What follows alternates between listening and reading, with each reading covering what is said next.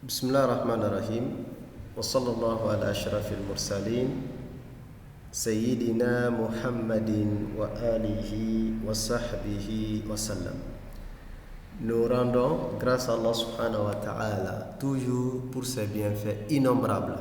Comme il le dit dans le Coran, وَإِن تَعُدُّوا نِعْمَةَ اللَّهِ لَا تُحْصُوهَا. Si vous tentez de compter les bienfaits de votre Seigneur, vous ne saurez les dénombrer. Ses bénédictions et ses faveurs sont immenses et il nous gâte par ses bienfaits. La création, c'est sa miséricorde. La vie, la raison, le fait d'accomplir la prière, le fait de pouvoir lire sa parole, le fait de consacrer une partie de sa vie à sa cause, ça c'est les plus grands bienfaits. Car lorsque l'homme reconnaît son Créateur dans sa vie et lui accorde une partie du temps que le Créateur lui a assigné, ce qui veut dire c'est un signe de reconnaissance. Et qu'Allah subhanahu wa ta'ala fasse de nous des reconnaissants. Et les prophètes ainsi que les Courans le disent, si nous reconnaissons les faveurs d'Allah, il nous augmente et qu'Allah subhanahu wa ta'ala nous accorde toujours l'augmentation. Donc nous allons voir la sourate Al-Inshiqaq. Sourate Al-Inshiqaq, la sourate 84. Cette sourate, elle est particulière. La déchirure. Al-Inshiqaq, ça veut dire la déchirure. Avant que... Bon, c'est une sourate mais quoi? Je souhaiterais que l'on retienne quelque chose. À l'entame de la sourate, il y a un hadith dans lequel le messager de Dieu sallallahu alayhi wa sallam dit: celui qui souhaiterait visualiser les événements du jour dernier, qu'il lise 3 sourates: Sourate al-Takwir, Sourate al-Infitar et Sourate al-Inshiqaq. Qui lise la sourate 81, l'obscurcissement, la sourate 82, la fissure, et la sourate 84, la déchirure. Le messager de Dieu sallallahu alayhi wa sallam dit: celui qui souhaiterait visualiser les événements de la fin du temps, ces 3 sourates t'exposent comme si tu es présent le jour dernier. Il expose comme si tout de suite c'est la fin du temps. Les événements en amont, c'est-à-dire en amont de souffler dans la trompette, et les événements en aval, les grandes lignes sont exposées. Bien sûr, dans d'autres sourates, il y a d'autres sourates qui parlent du jugement dernier, notamment une partie de la sourate Ma'arij, la sourate 70, une partie de la sourate 69 Al-Haqqa. Ces sourates exposent, et bien d'autres sourates. Mais ces 3-là, c'est des courtes sourates. Et elles te voyagent, elles te font voyager, et elle t'expose les grands bouleversements que l'humanité connaîtra à la fin du temps. Les grands changements de la fin du temps, ces sourates exposent. Et la grande épreuve, et la sourate expose. Donc, ces 3 sourates, il est important, parce qu'à chaque fois, lorsque l'on arrive, la récitation ou nos lectures arrivent à celle-ci, d'essayer de méditer davantage, d'essayer de méditer pour penser à connecter la lecture et le sens de ces sourates, à connecter la lecture, la méditation, à essayer de revivre et de se projeter au jour dernier. Et avec cet exercice-là, Inch'Allah, l'on tire beaucoup de profit de la lecture de ces sourates. Donc, Sourate Al-Inshiqaq, c'est une sourate mécoise. Donc, ça va être la dernière du programme aussi, évidemment. Et cette sourate, elle respecte les principes des sourates mécoises, notamment la question des dogmes et ainsi surtout le comportement. Donc, la question des dogmes y est traitée, je m'excuse, et ok, je reprends. Je disais que cette sourate, vous m'entendez maintenant? Je disais que cette sourate, la sourate Al-Inshiqaq, c'est une sourate mécoise. Donc, qui parle de mécoise, ce qui veut dire nous y trouvons les grandes lignes des sourates mécoises. Ici, notamment, nous retrouverons dans la sourate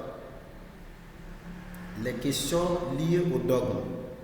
Le dogme est traité, al-aqida, la croyance, la conviction, ou autrement dit, si vous voulez, l'unicité d'Allah, mais aussi les comportements, les habitudes aussi. Maintenant, la sourate, lorsque, dans un premier temps, avant de la parcourir, on peut se poser la question que dans la sourate traite 3 grands chapitres. Nous retrouvons dans la sourate 3 grands chapitres. Le premier chapitre, du verset 1 au verset 6, ça c'est les événements du jour dernier.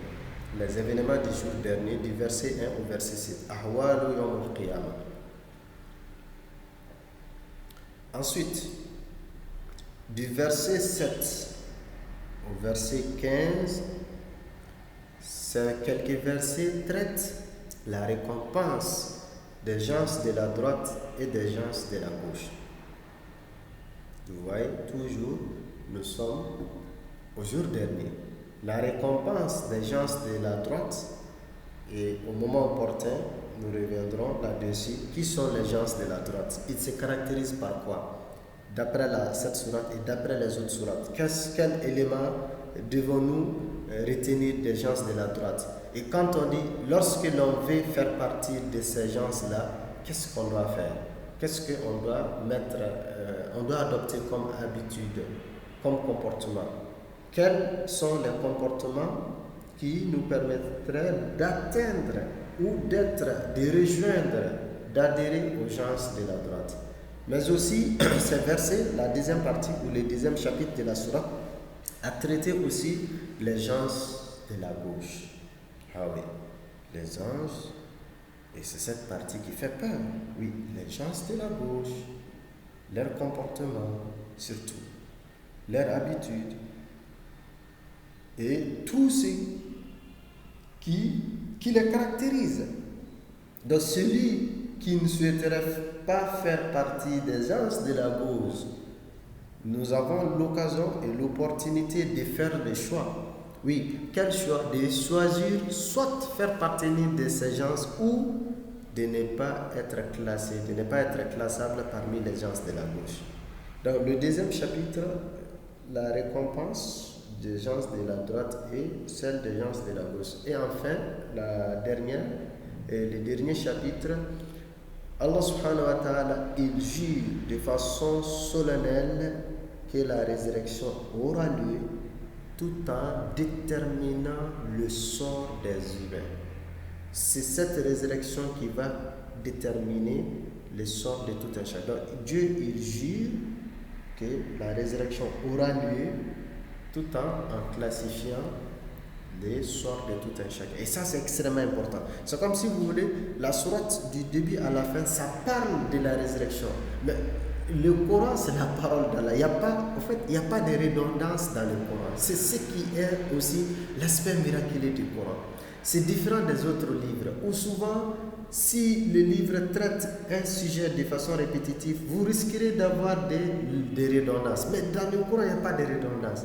Chaque fois, quand il traite le sujet, il reprend un sujet, il l'expose sous un autre angle, comme si c'est la première fois que tu entends le sujet. Comme si c'est le seul élément qui te permettra de comprendre le sujet. Donc Dieu, il diversifie la présentation, la question de la résurrection, afin que personne, nul n'aura d'excuses les jours derniers à propos de la résurrection. Et nous, vous et moi, nous avons une grande responsabilité. Non seulement il nous accorde la chance d'étudier le Coran de façon répétitive. Il nous a permis d'étudier le Coran de façon répétitive, d'aborder les grandes lignes du Coran sous différentes formes. Donc notre responsabilité devient de plus en plus grande en termes de comportement, en termes de traduction du Coran dans le quotidien, et aussi et surtout en termes de respect de l'enseignement du Coran. qu'Allah nous assiste dans cette épreuve. Donc, ces trois grands chapitres, les réalités de la résurrection, la récompense des gens de la droite et celle de la gauche, et les serments de l'arrivée de la résurrection, ainsi que les sorts des uns et des autres. Et lorsque l'on essaie de regarder les différents paragraphes de la sourate, ces différents paragraphes viennent renforcer ces trois chapitres. Les signes de la fin du temps, nous trouverons dans la sourate les grands signes, quelques grands signes de la fin du temps, et aussi l'univers, comment l'univers sera. À la fin du temps, l'univers va être comment? Juste avant la fin du temps, l'univers sera comment? Et au moment de la résurrection, du jugement, de la rétribution, qu'est-ce qui se produira? Qu'est-ce qui se passera? Toujours les paragraphes de la sourate, la diversité des hommes le jour dernier, entre ceux destinés au paradis, qu'Allah nous fasse partie de ce groupe, les délices qui les attendent, mais aussi ceux malheureusement qui seront destinés à l'enfer, qu'Allah nous en préserve tous, ainsi que les punitions qui les attendent là-bas. Tout comme la sourate, dans la sourate, nous allons voir, Allah subhanahu wa ta'ala, il a juré, par exemple par la nuit, par les ténèbres de la nuit, par les jours, il a juré par rapport à cette diversité des humains, cette diversité de comportement, cette diversité de devenir, cette diversité d'attitude, cette diversité d'état des hommes. Et la sourate, avant de conclure, Allah subhanahu wa ta'ala, il a prévenu, il a attiré l'attention des mécréants, il les a montré la nécessité pour les mécréants de croire à Allah. Ça, c'est une nécessité absolue pour eux. C'est nécessaire pour eux de prêter oreille au Coran. C'est une nécessité absolue pour eux de croire. Car s'ils n'ont pas la foi, s'ils ne prêtent pas oreille au Coran, s'ils ne cessent pas de démentir le Coran, ils se conduiraient à leur perte. Donc, la sourate, Allah subhanahu wa ta'ala, il a prévenu les mécréants, tout en leur parlant la conséquence de la mécréance, la conséquence de démentir le Coran. Cette conséquence, c'est quoi? La colère d'Allah, la punition d'Allah subhanahu wa ta'ala. Et cette colère, cette punition s'abat sur tous les mécréants, sur tous les humains qui ne croient pas au Coran, qui ne croient pas à sa parole, qui ne croient pas au prophète. Mais les croyants, quant aux croyants, ceux qui croient et qui accomplissent de bonnes œuvres, et ils auront une récompense ininterrompue. Qu'Allah nous fasse partie des croyants. Donc, de façon générale, ça c'est quelques paragraphes qui expliquent les 3 chapitres de la sourate. Maintenant, voyons un peu la sourate, essayons de les étudier étape par étape. Maintenant, du verset 1, lisons du verset 1 jusqu'au verset 5. Dans ce verset, Allah subhanahu wa ta'ala, il nous expose les grands signes du temps, de la fin du temps, et ce que l'univers connaîtra avant la fin du temps. J'espère que vous me suivez, n'est-ce pas? Mumtaz. Allah subhanahu wa ta'ala dit Idha as-sama'u shaqqat wa adinat li rabbiha wa huqqat wa idha al-ardu muddat wa alqat ma fiha wa takhallat wa adinat li rabbiha wa huqqat. Allah subhanahu wa ta'ala, cette sourate, elle rejoint le club des sourates qui sont débutées par Ida. Ida, c'est l'adverbe du temps en arabe. Ida, c'est comme quand, lorsque, quand, l'adverbe du temps. Il y a quelques sourates dans le Coran qui sont débutées par cet adverbe Ida. Vous avez étudié Suratu An-Nasr, Idha Ja'a Nasrullahi wal Fatah. Vous avez étudié Suratu Zalzala, Idha Zulzilatil Ardu Zilzalaha.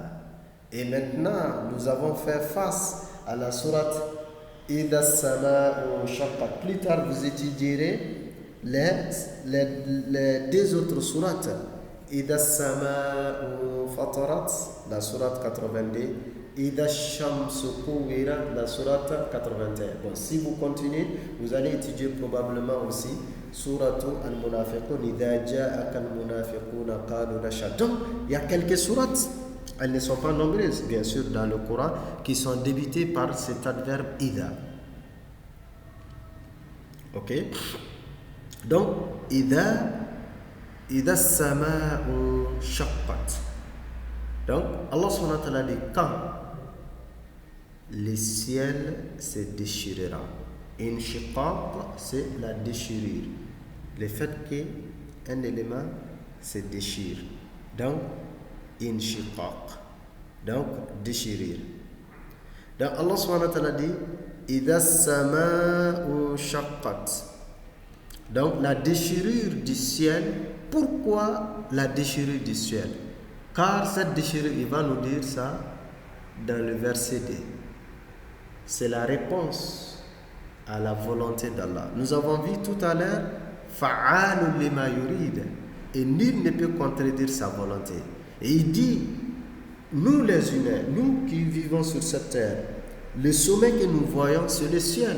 Au-delà du ciel, il n'y a pas quelque chose. Nous, on ne voit pas ceux qui sont au-delà du ciel-là. Donc, tout ce que nous voyons, c'est le ciel qui est au-dessus de tout.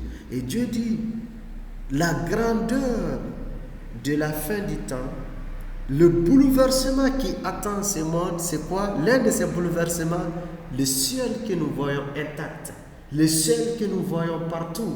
Où partout tu y trouveras le ciel. Ce ciel-là, Allah dit, Inshaqqat.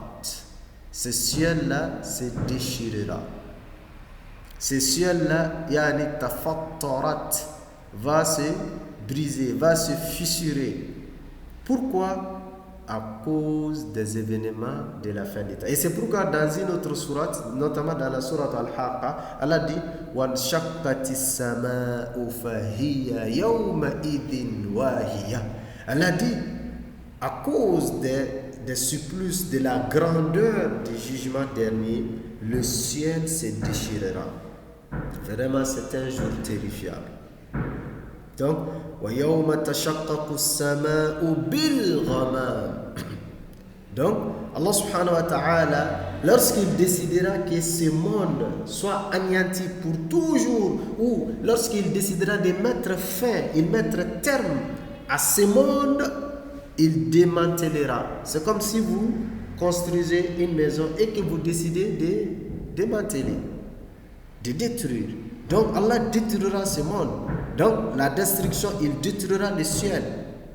Donc le ciel va se déchirer, va se fichurer. Donc quand le ciel se déchire, se fissure, tous les étoiles, comme la sourate 90-81 nous apprend davantage, donc les étoiles tomberont, le soleil va s'éteindre, il y aura des obscurités, donc tout va être anéanti, tout va être bouleversé. Donc ça c'est des grands changements. Et pourquoi le ciel se déchirera? وَآذِنَتْ لِرَبِّهَا وَحُقَّتْ وَآذِنَتْ. Ici, si vous regardez Azinat, c'est présenté sous la forme féminine en arabe, parce que le ciel, c'est féminin. Ok? En arabe, je dis bien en arabe. Donc, le ciel, il a entendu, il a obéi. Obéira à son Seigneur. Wa adinat li rabbiha. Azinat, c'est le fait d'obéir. Donc, adinat wa adinat li rabbiha. Donc, le ciel obéira à son Seigneur. Wa huqqat. Et elle se conformera à la volonté d'Allah et fera ce qu'il doit faire. Qu'est-ce qu'il doit faire? C'est de déchirer, c'est de fichurer, c'est de laisser tomber les étoiles. Qu'est-ce qu'il fera? Donc, c'est de laisser tomber les étoiles, c'est éteindre la lumière du soleil. Donc, le ciel se déchirera. Donc, si Allah subhanahu wa ta'ala ordonne quelque chose à une créature, elle s'y conforme. Mais malheureusement, nous les humains, les faibles, nous sommes récalcitrants, nous sommes rebelles, nous sommes désobéissants d'Allah subhanahu wa ta'ala. De qui nous nous prenons? De quoi nous nous comparons? Le ciel. Allah subhanahu wa ta'ala dit La khalqu samawati wal ardi akbaru min khalqi. Allah subhanahu wa ta'ala dit la création des cieux et de la terre est plus difficile, est plus compliquée que vous, les humains, que votre création. Mais la plupart des hommes ne réalisent pas. Donc ce ciel, malgré sa grandeur, sa puissance, donc Allah subhanahu wa ta'ala l'ordonnera de se déchirer et il se déchirera. Ensuite, ce n'est pas tout. Allah subhanahu wa ta'ala dit, donc le premier bouleversement, si nous observons bien, c'est quoi? Le bouleversement céleste. Donc, notre toit va être démantelé. Ah bon? Oui. Et qu'est-ce qui va se passer après? وَإِذَا الْأَرْضُ مُدَّتْ. Allahu Akbar. La terre aussi va être nivelée. La terre va être étendue. La terre libérera tous les cadavres. Les morts vont être ressuscités, vont être rejetés. Allah dit وَإِذَا الْأَرْضُ مُدَّتْ. Et que la terre sera nivelée. Il n'y aura plus de hauteur sur cette terre, pas de montagnes. Comme il dit, وَتَكُونُ الْجِبَالُ كَالْعِهْنِ الْمَنْفُوشِ. Les montagnes vont disparaître. Tout va être parti. Et la terre va être nivelée. Il n'y aura plus de montagnes, il n'y aura plus de buildings, il n'y aura plus des immeubles, il n'y aura plus de bâtiments. Tout ceci va s'écrouler. Tout ceci s'écrouleront. Donc la terre va être nivelée et la terre libérera ses morts. وَأَخْرَجَتِ الْأَرْضُ أَثْقَالَهَا. Tous ces contenus vont être vidés. Elle videra de son contenu. Pourquoi? Car c'est le jour dernier qui est arrivé. Pourquoi? Car c'est l'heure de la résurrection a sonné. L'heure de la résurrection a sonné. Pourquoi la terre sera nivelée? Comme Allah subhanahu wa ta'ala dit, la terre sera nivelée. وَأَلْقَتْ مَا فِيهَا وَتَخَلَّتْ. La terre va être nivelée. Et ce n'est pas tout. Alqat. يعني علقت ما في بطنها من الموتى وتخلت منهم أي لم تمسك منهم بشيء. وألقت la terre rejettera. Et qu'elle rejettera ce qui est en son sein. Les morts, les corps vont être tous rejetés. Rejetés. Elle nous rejettera, nous tous. Les premiers hommes jusqu'aux derniers hommes seront tous rejetés de cette terre. Watakhalat. Et se videra. Donc personne ne sera ignoré, personne ne sera épargné et personne ne trouvera refuge dans la terre, sous la terre. Non, tout le monde sera rejeté. La terre éjectera toutes les créatures. Tout ce qu'elle garde en son sein, elle rejettera tout le monde. Donc, ça, c'est la chose terrifiante. Tout le monde sera ressuscité devant Allah subhanahu wa ta'ala.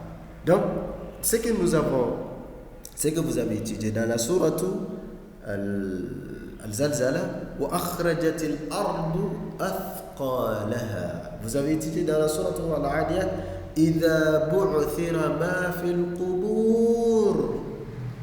Et Allah dit dans d'autres sourates, وَإِذَا الْقُبُورُ بُعْثِرَ. Dans la sourate 82, Al-Infitar, donc la terre, les tombes seront renversées. Allah dit dans d'autres sourates, Alam naj'alil arda kifata ahya'an wa amwata. Donc les corps qui sont enterrés dans la terre, Allah subhanahu wa ta'ala dit, la terre se videra de l'ensemble de ses corps. Elle rejettera tous ses corps. Wa adinat li rabbiha wa huqqat. Et Allah subhanahu wa ta'ala, il nous donne la raison. Pourquoi la terre aussi sera divisée? Pourquoi la terre rejettera les morts? Pourquoi la terre se videra de son contenu? Parce que tout simplement, elle aussi obéira à son Seigneur et fera ce qu'elle doit faire. Ici, quand on regarde ces deux premiers versets, ça veut dire quoi? Il y a une harmonie qui est là dans la vie. Cette harmonie, c'est quoi? L'obéissance au Créateur, la soumission à la volonté d'Allah, le ciel qui représente la limite supérieure, la terre qui représente la limite inférieure, sont soumis à Allah subhanahu wa ta'ala. Toutes les autres créatures sont assujetties à sa volonté. Toutes les créatures obéissent à Allah subhanahu wa ta'ala. Toutes les créatures adorent, vénèrent Allah subhanahu wa ta'ala. Mais si vous regardez les hommes et les djinns, ce sont les rebelles. Les hommes et les djinns, ce sont les récalcitrants. Les hommes et les djinns, ce sont les ingrats. سنفرغ لكم أيها الثقلان يا معشر الجن والإنس إن استطعتم أن تنفذوا من أقطار السماوات والأرض فانفذوا لا تنفذون إلا بسلطان. Les hommes et les djinns, ce sont les durs, les audacieux, ce sont les téméraires, ce sont ceux qui tentent d'affronter Allah subhanahu wa ta'ala. C'est les hommes qui refusent d'adorer Dieu, qui refusent de prier, qui refusent de jeûner, qui refusent de s'acquitter la zakat, qui refusent d'aller accomplir le pèlerinage, qui refusent de faire du bien, qui refusent de s'abstenir du mal. Oui, les hommes, ils sont affrontés. Ce sont eux qui ont le courage de faire face à la colère d'Allah. Ce sont les hommes et les djinns qui démentent la parole d'Allah subhanahu wa ta'ala. Ce sont les hommes et les djinns qui mettent en cause la véracité de la révélation. Ce sont encore les hommes et les djinns qui continuent de tergiverser devant les versets d'Allah. Sinon, toutes les autres créatures sont en parfaite harmonie. Les autres créatures, les animaux, les oiseaux, que ce soit les animaux terrestres, les animaux aquatiques, les herbes, les feuilles, les insectes, tout ceci adore Allah subhanahu wa ta'ala. Aucun de ceux-ci n'ose défier la volonté d'Allah. Comme vous lisez tous les jours, Allah subhanahu wa ta'ala dit, quand dans la sourate Yasin, lorsqu'il a parlé la rotation du soleil, lorsqu'il a parlé la succession des jours de la nuit, lorsqu'il a parlé la rotation de la lune, il dit la shamsu yanbaghi laha an tudrika al-qamar wa al-laylu sabiqu an-nahar wa kullun fi falakin yasbahun. Chacun de ces créatures reste dans son milieu, dans son orbite. Chacun continue d'accomplir sa tâche et la mission que Dieu lui a confiée. La mission qui a été confiée au soleil, le soleil est en train de s'acquitter. La mission qui a été confiée à la terre, au ciel, au vent, aux montagnes, aux arbres, aux animaux, à toutes les créatures, chacune de ces créatures accomplissent leur mission de façon intégrale, de façon dévouée, sans manquement, sans affronter, sans défier la volonté d'Allah. Mais nous les hommes, pourquoi sommes-nous créés? Il dit, je n'ai créé les djinns et les hommes que pour qu'ils m'adorent. Mais combien parmi nous adorent Allah? Combien parmi nous est reconnaissant envers Allah? Combien de fois négligeons-nous les obligations d'Allah? Combien de fois avons-nous négligé la recommandation d'Allah? Combien de fois avons-nous osé de désobéir Allah subhanahu wa ta'ala? C'est des nombres incalculables. C'est des nombres incalculables. Et il y a des grands événements qui arriveront à la fin du temps. Qu'Allah nous assiste, qu'il nous accepte, qu'il nous pardonne, qu'il pardonne nos manquements, qu'il accepte nos repentirs, qu'il élimine nos cœurs, qu'il élève notre rang auprès de lui, qu'il fasse de nous des élus du paradis, qu'il nous éloigne de l'enfer et de ses supplices, qu'il accueille nos défunts dans sa miséricorde infinie, qu'Allah accorde la stabilité à tous les pays du monde, qu'Allah accorde la quiétude à tous ceux qui sont sous l'épreuve et qu'Allah leur donne une porte de sortie. On se dit Rabbana zalamna anfusana wa illam taghfir lana wa tarhamna lanakunanna minal khasirin. Allahumma ati nufusana taqwaha wa zakkiha anta khayru man zakkaha anta waliyuha mawlaha. Subhana rabbika rabbil izzati amma yasifun wa salamun ala al-mursalin walhamdulillahi rabbil alamin.